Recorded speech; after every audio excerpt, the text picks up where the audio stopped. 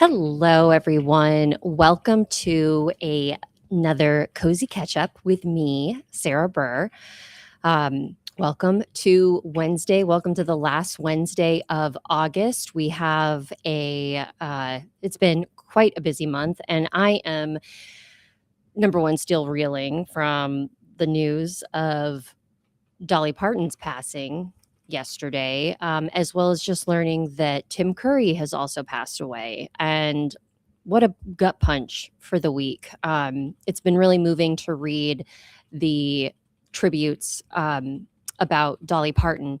Uh, and, I always saw her as a very kind person and someone who was in character a lot.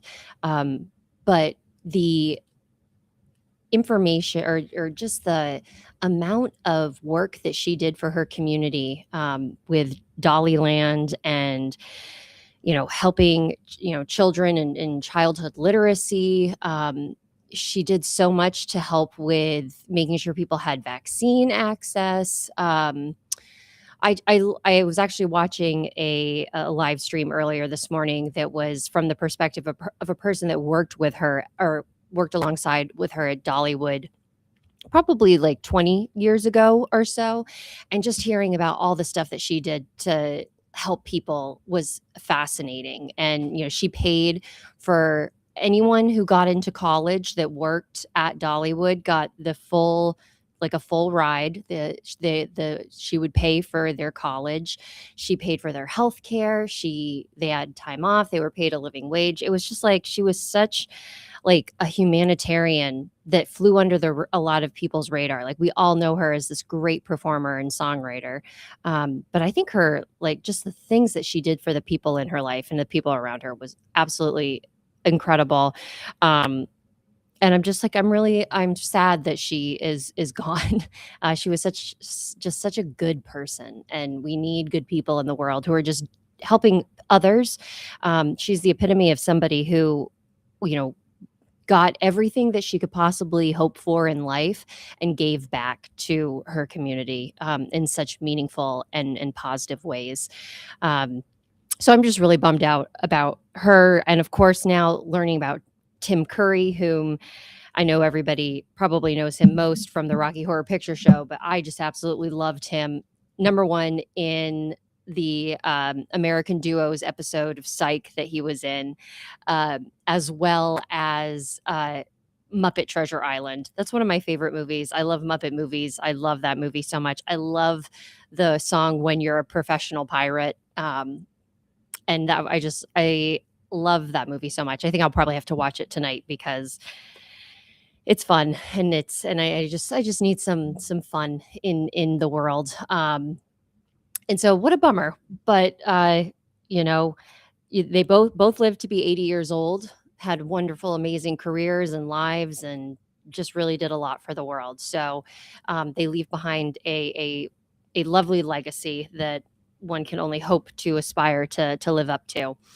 Mizan, hello on Instagram. Laura, hello on Facebook. We're already at the end of August. It feels like just yesterday. I think Mizan, it was you who had commented on something where I was complaining earlier in the month that summer's already over, and you had said, but it's only the start of August, and now we're at the end of August, and summer is definitely, at least in my neck of the woods, feeling like it's over. We've got a lot of projects happening around our apartment building, where they're kind of doing some refresh maintenance and giving us new appliances in our apartments, which is really nice. I'm looking forward to some stainless steel appliances at long last. The change of season is also making me like think about how my plants are going to fare, what I'm going to move on to next. Just after I got the hang of getting them into good shape and being really nice and green. My flower plants look really beautiful, by the way. It's like I'm really impressed with how well they came back after looking like they were going to die when we returned from Maine. And I think, and Mizan, your comment about time is flying by quickly. On one of my podcasts that I listened to, the phrase was the years fly by quick, but the days are long. And I was like, yeah, that's true. But sometimes the day flies by like in the blink of an eye for me. Like, I can't believe it's already 1 o'clock today. And I have yet to, uh, I've yet to really accomplish any major goals on my side. Um, and Laura, for my plants, I don't have any space inside to bring them in for winter. I'm gonna have to figure something out. I think I'm gonna have to turn my I have a desk on the opposite side of my uh on on the opposite side of my apartment, that currently has a laptop on it, but it's a laptop that I don't use very frequently. So I may have to shuffle around some stuff so that I can put my at least my spider plants in there. And so that I have some a greenery to keep me company during the winters. Um, I hope everybody is doing well, that your week is going by as well as it can be. Um, and hopefully, I've got a fun little thing to show you guys because I uh, made some. I don't know what possessed me to create T-shirts over the weekend for myself. You can't really see it. Bear with me, you guys. We're getting spammed. Sorry about that. I just wanted to make sure that these comments weren't taking away or making me lose my train of thought, which they obviously did. The Over the weekend, I made a T-shirt for some reason. I was like, oh, it'd be fun to like walk around with my name on it. And so I'm actually wearing one right now. It says, you can read it. It says, "Life's better with a cozy mystery." And has like a nice little the book logo that is in my cozy little ketchup. And then on the back, I have my logo. And I had some fun. I made the design on Canva. I made them from Canva. And it was just a spur of the moment thing that I decided to do. And it was really fun. I was trying to figure out ways that I could create t-shirts for some of my book releases, maybe about my characters. I would love to have a t-shirt that has Miranda on it from the Trending Topic Mysteries. And it was just a fun thing. And they came so quickly. And I was glad that that they were able to get here so fast, because when I had originally ordered it, it said like, oh, it'll take like 14 days, but it was here in like 3. Canva shipping is awesome.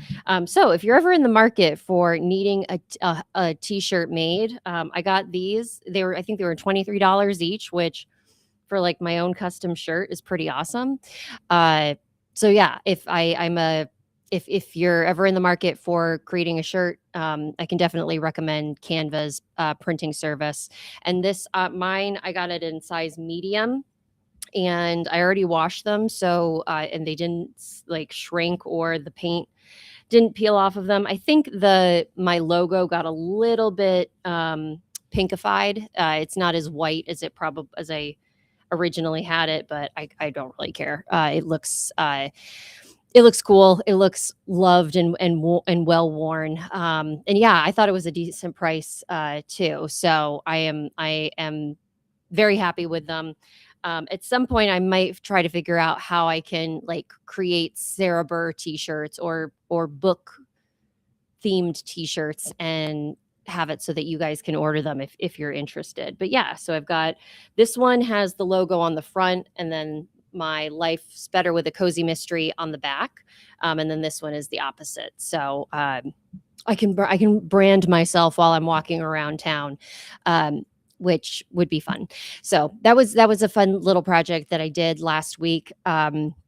You guys may know that on Thursday, George and I went into the city for to see Paranormal Activity live on Broadway, and I don't even know how we found out about this in the first place. Because George was the one that got tickets, so we had no idea what we were walking into.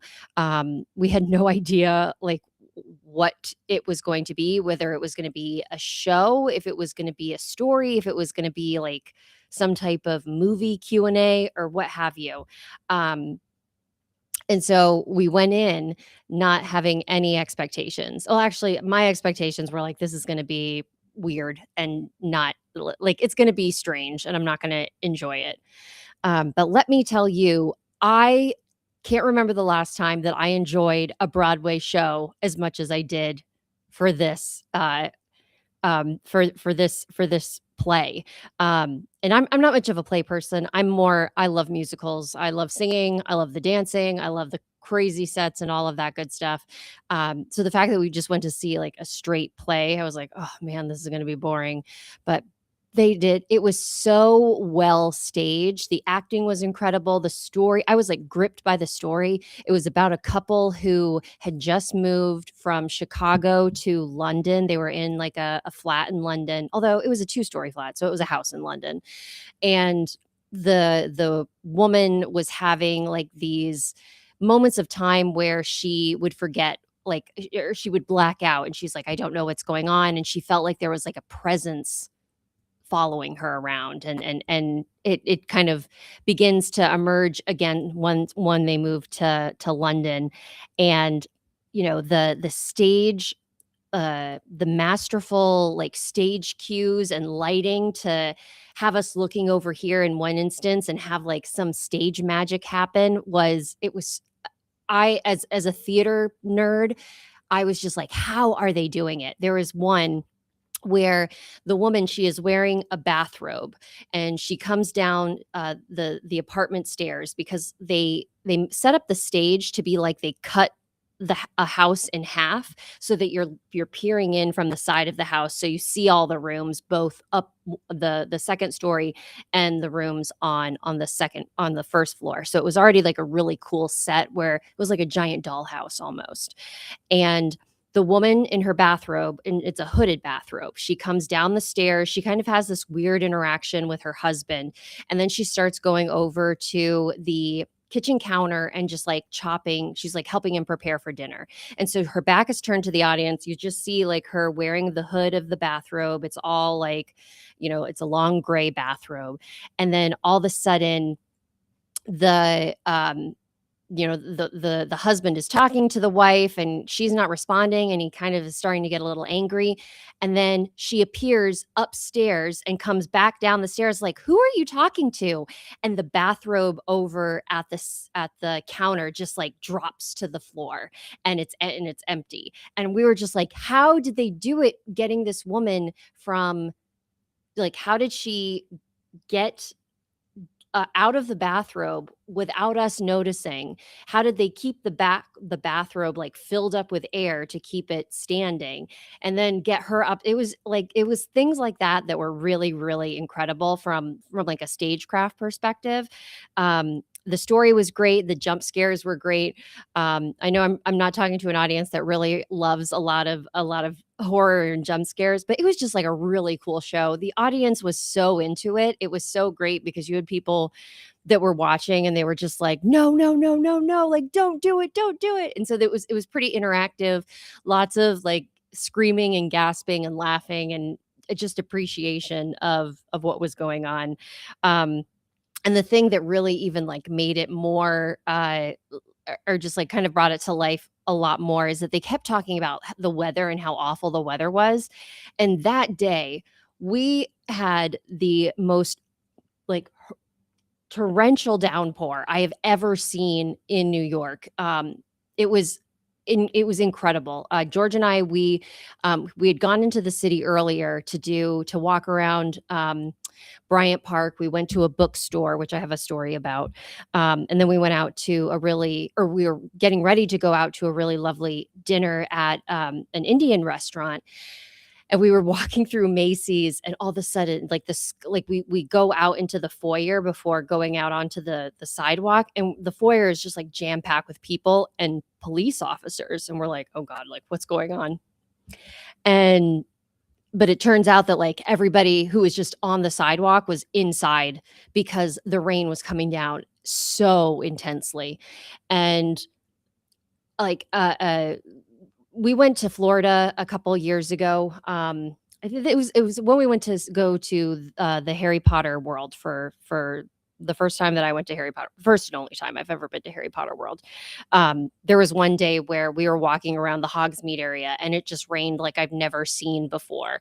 But it was like Florida rain, and like I kind of got it. It's like, oh, it's like really humid, and like they have a lot of storms down here, and it was just like sheets of water coming down. That's what it was like. The streets were flooding. It was wild. I've never seen rain like that before. And for some reason, I had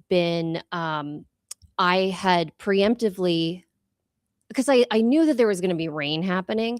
So I had a little umbrella in my purse, but I also had grabbed a poncho, like one of the, like the bagged up ponchos, that I had actually bought in preparation for the Beyonce concert that I went to last year, because we thought it was going to rain, and since we were on like the floor, I was like, "There's no way that I'm standing in the rain for 3 hours and just like getting rained on. Like, I will wear a plastic bag over me."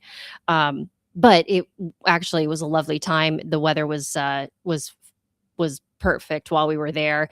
So I never used the poncho. And so I've just been like holding on to them for up until this point. Um, and so I pulled it out of my bag in like the Macy's foyer because George and I had to get to our dinner reservation, or we were going to be late for that, which would make us late for the show. And we had to get to the restaurant, and everybody, came, like, everybody who was in this, like, Macy's foyer was like, "Where did you get that? Like, where do I go to buy it?" And I'm like, "I'm sorry, I had this from the Beyonce concert." And they were just like they, like, swarmed me, and then they left. They, like, all, like, scattered to figure out, like, what their plans were. So I put on the poncho, George takes the umbrella, and within like 2 seconds of stepping outside, my shoes that I was wearing were completely soaked through. I was like, I am wearing, like, they were just destroyed in the fact that, like, they were filled with water. Somehow we make it. Luckily, our the restaurant we were going to was only a couple blocks away, so we make it. We're completely soaked. And it doesn't let up after that. So getting up to the theater after we had our dinner, um, the subway that we ended up taking, like this, even the subway was like flooded in the as you're walking down into like the subway area, the where the stairs were, there was like this huge puddle, and it's like I was my shoes were gone, already gone for the count. They just dried out like 2 days ago. I wore them yesterday to make sure that they hadn't shrunk because they were cloth canvas shoes. Um, and they still fit, which was great. But oh gosh, the way it was just like terrible weather, but it added to the atmosphere of the show. And luckily, by the end of the show, and we were walking back, to Penn Station, it was much nicer, and we didn't need, all of the umbrellas and whatnot that we had. But it was just funny that they kept talking about the weather, and it just happened to be like just terrible. Like it was like one of the worst rain storms that I think I've seen in New York in a really, really long time. Um, and it was very scary to see how much leakage there was when we were, like, underground in the subway tunnels. Like, there were places on the subway platforms where they had it roped off because water was just streaming down into the subway terminal. It's like, I feel like this should be fixed. So hopefully Mayor Mamdani is gonna be on that pretty soon. But that was wild.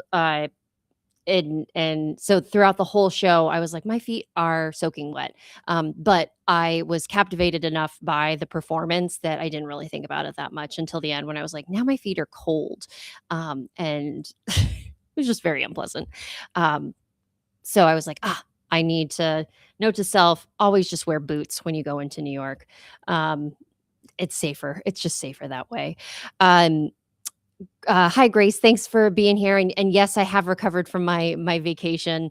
Um, it was despite all of the mishaps we have, it was a lovely time. So it wasn't like that we had a bad time. It was just like we had a lot of stuff go wrong. So definitely recovered.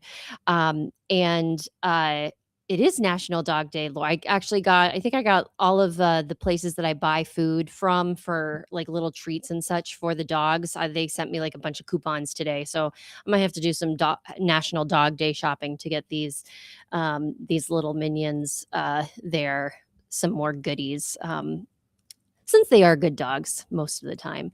And Grace, I went to see it was Paranormal Activity live on Broadway, which was it ended up being a story about a woman who was possessed, and she and her husband are trying to figure out like how to get rid of the possession and how to survive. And figure out why she's been possessed in the first place. So, um, one of the other things that happened when we went in, I mentioned that we stopped by a bookstore, and the bookstore that we went to, I have to pronounce the name correctly. It's called Kinokuniya. It's a big bookstore right across from Bryant Park, and it's a bookstore that has American fiction, but also specializes in like Japanese fiction. And of course, that means that the top floor of their building is all kinds of manga, um, and comics and anime things. And so it's a really fun bookstore to go into because I can look at regular books and I can look at, all of my uh, lovely mangas that I love to read. And while we were there, what I tend to do, and this makes me a horrible book consumer, I know. I love to look at the books physically in person, but you guys know I live in a very small apartment and I don't have a lot of space for physical books. So what I tend to do is just like explore the shelves, and I take pictures of the books that I'm interested in so that I can go and get like download the ebook from, you know, wherever I can buy the ebook from. And so I took a bunch of pictures of all of the manga that I was interested in. And the next day, I'm going through my phone, I'm searching through them. Some of them I can only find in paperback, some of them are available in on ebook. Um, but there was one that I couldn't find it listed on Amazon or on Barnes and Noble. So I went back to the bookstore's website because they actually do ship books from their store they will mail books to people. And I searched for this book, and it was like, we have no record of this book existing in our store. I was like, okay, I literally have a picture of me holding it. What is this book? Where is it? And why don't they have record of their own book being available? And I started doing some more digging online, and it turns out that I guess this book that I was interested in was like it was like a super super limited production run. Like I could not find it anywhere. I could only find mention of it on Goodreads, and every time I clicked on like the want to buy, it would just like error out on the page. So I was like, okay, well, I can't find it through Goodreads. I couldn't find like any access to it on any of the bookshop.org, any of the book resellers. I couldn't even find the ISBN number to look up like does this book exist? And eventually I found, because I knew what the cover looked like because I took a picture of it, but eventually I found a listing for books 1 and 2 on eBay, and I was like, okay, score, like I found it. But then I click on the listing, and they were charging $125 for these 2 books, and I was like, okay, what is going like what is this book? And the more that I was searching for it, the more that I was like, I need to have this. And the story, it's called The Killer of Killers. And it's basically about like this bodyguard guy who is trying to He's like he's stationed with someone. I can't remember if it's like a famous person or he's stationed with somebody who he's protecting from a serial killer that's loose. But then as like the book continues, he begins to wonder if is the person I'm protecting actually the serial killer. So like the more that I'm like learning about this, I was just like, I need to have this book. But I couldn't find it anywhere. And so, over the weekend, I was like, "Should I just go back into the city and, uh, and go to the bookstore and pick it up?" And, the more that I was thinking of it, I was like, "You know what? It's like at least $20 round trip for me to go into the city. The book itself is probably gonna be expensive." Like, by that time, like, it's there, it's one manga that you're not gonna read, like, you can live, you can survive. So I tried to put it out of my mind. But then yesterday, George was supposed to go into the city for a coworker's celebration dinner, and I told him, I was like, on the off chance that you have any time available, like, can you pop into that bookstore and see if the book's even there still? Like, I didn't know, like, maybe somebody else picked it up because apparently this is like a book that's impossible to get. And he's like, "Yeah, sure, like, I'll see if I have time." And then as he was going into the city, he got some unfortunate news from one of his colleagues that, like, they had to reschedule the dinner, because the one of his colleagues had a personal matter come up. And so he was able to come home early because he didn't have to, like, participate in this event. So he was able to go back to the store. He got both books for me, which I'm super, super excited. I was, like, so excited, when he told me that he was able to get them. Um, and I'm so, like, I'm so curious as to why this book was so hard to come by, and why the only record that I could find of it was, like, an entry on eBay that was $125. So I'm gonna treat these books very, very gently, and then once I'm done reading them, like, maybe I'll just sell them on eBay for a little profit. So I was like, I just find it to be so interesting that there are some books that are just impossible to find. It just boggled my mind that I could not find it anywhere except this one entry, and that the store itself didn't even have record of it on their online, like in like within their inventory. So I was like, Man, I hope that nobody ever runs into this issue for one of my books. If they're trying to find one of my books, I'm like, where can I get this? It's like, man, this was tough. But I did it.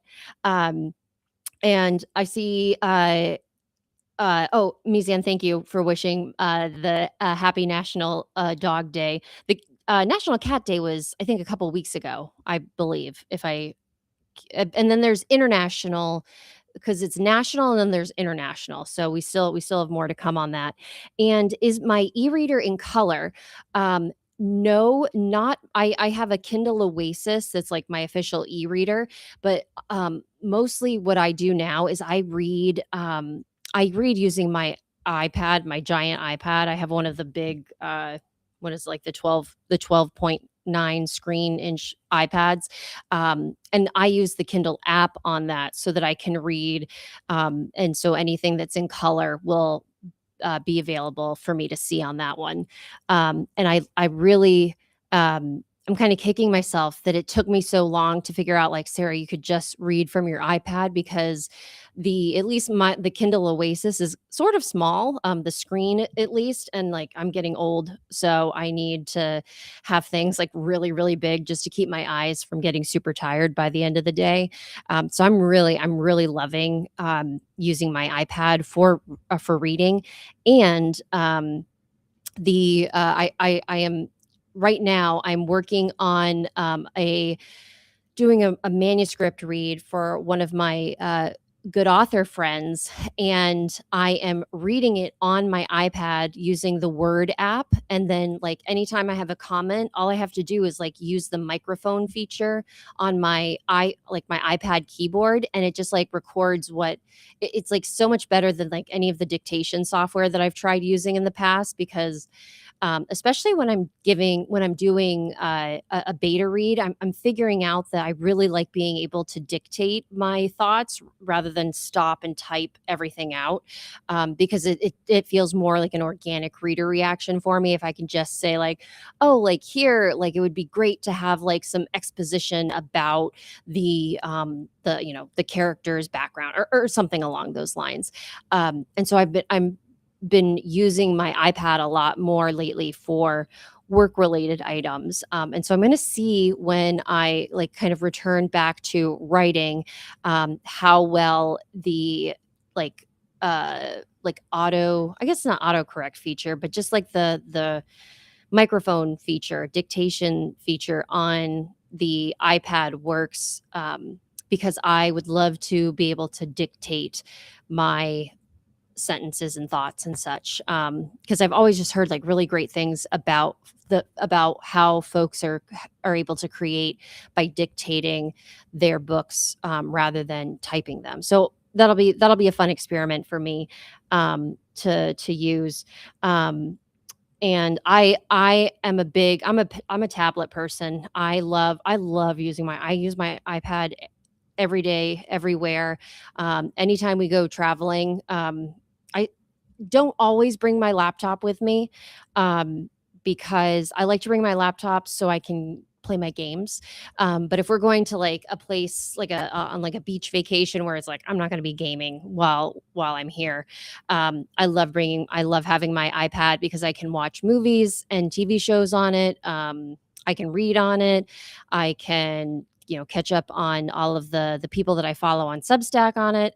I'm really really enjoying the uses that I have for it right now. And I have a little keyboard that I am using sparingly, to do some typing on it, because I do not like typing on an iPad. The keyboard is not very friendly for me.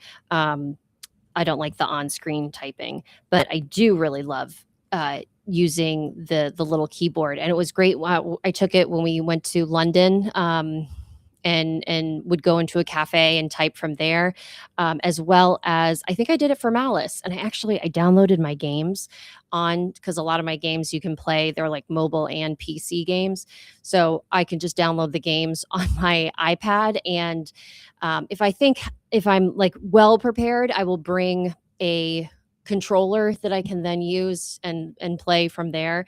So it's a great space saver. So I don't think I would buy a I would not buy an e-reader for to experience my manga on. I do like reading an e-reader for like if I'm reading a novel. It's still like kind of gives you the pagey feel, and I really like that. But I'm a big fan of my iPad. And yep, the I guess if I travel, it would come in useful. And the iPad, like a lot of the iPads, Mizan, like I have the big one just because I like the big screen, but they make them very small enough that you can slip them into a bag. They're very not necessarily, you don't have to like carry it around, because they have like different sizes where you can tuck them into a purse, a side pocket, what have you. And oh, Lynn, thank you. I I always bring something to write on for sure. And but I do not feel bad for not writing when I am on if I'm on like like a beach vacation, I'm like, I'm not working. I do feel guilty when we're in London and I'm not working on a book, because it's such an inspiring place to work and write. So I usually just feel the need to do it anyway. Um, but yeah, I when I travel, I think last time we went to London, we brought 3 laptops.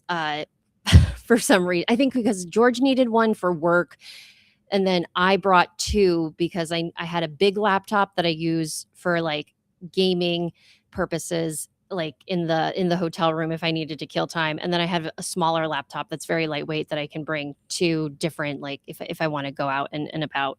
Um, but yeah, I'm a big tablet person. And they have, and it doesn't have to be like an iPad. They have I know they have great Samsung tablets. I think the Kindle Fire, I can't remember what they're doing with like the Kindle Fire these days. But I love the bigger screen and just the ability to like use it for so many different things rather than just like it's a multi-purpose tool, which I really appreciate. And so I'm actually heading out to onto the porch to do some more reviewing. I'm really loving this book that I'm reading right now. I'm reading it for a friend, and like I know that I'm enjoying it so much because last night while I was kind of just like puttering around the house, getting ready for bed and everything, I was thinking like, oh man, like I wonder what's going to happen next. And sometimes when I'm reading like a book from like a like developmental edit style, it's I don't feel I'm more of like focused on, how can I what can I do to like help and provide feedback and all of this stuff. So it's really fun that I'm like so invested in the character and like figuring out what is happening with the story, which is super which makes it really enjoyable for me. And I'm having a good time. But where this is like the last full week of August, I am once I'm done with this project, I am got to jump back into writing the sixth trending topic mystery. I'm hoping I need to reach out to my publisher to see what the status is on getting the book 5 up on NetGalley, because I would love for you guys to be able to enjoy that soon. Because it's a fun Christmas cozy, and as we change seasons, it'll be fun to like hopefully get into the holiday spirit a little bit early.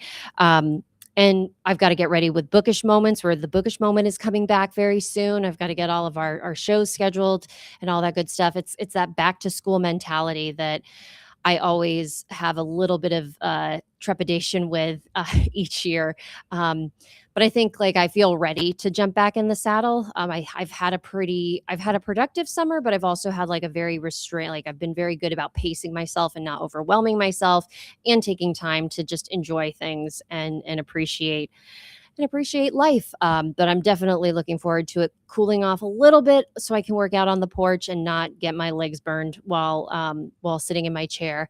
But yeah, that's it for August, and I will be back next week. I think September. It'll be September 2nd, and it won't yet be Labor Day weekend. That's the following weekend. So yeah, I hope everybody is taking care of themselves, that you're keeping on, that you're finding light and joy and funny things to make you smile, doing whatever you can just to keep up the faith, keep up the hope, and be kind. I think that's one thing that like really makes a difference. If you're kind to other people, like they're kind to you back, and we just need everybody to be kind to each other because it is just getting so extreme out there. I have to do a little shout out to our beloved Canadian neighbors. I'm sorry for everything that's going on. It's such a weird. I don't even know. But we're here together. This was lovely. It's always wonderful to see you guys and to catch up and check in with you all. Take care of yourselves. Enjoy the rest of the month, and good luck with the start of your September. I'll be seeing you next Wednesday, and I think that's it for now, guys. Thanks again for being here. It was great chatting with you. Take care, everyone. Be well.